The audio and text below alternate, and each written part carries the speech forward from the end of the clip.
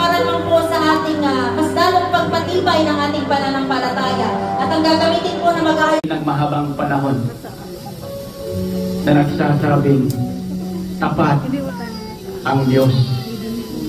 Hindi niya pababayaan ang sino mang sa Kanya'y nananalig na ng palataya at tatawag sa Kanyang pangalan.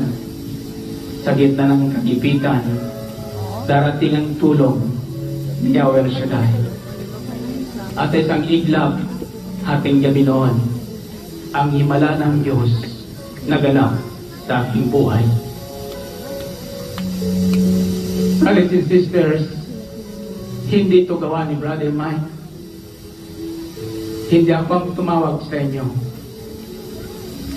Ako rin ay may pangailangan.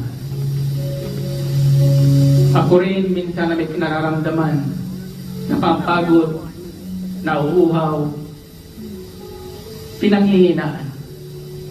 1978, di ko pa alam kung ano ang panawagan ng Diyos. Bumalik ako sa aking dating tanggapan. Muling nagpayaman at inisaka is painful. Nagiging komportable sa mga bagay na pamilyar, mga kapatid.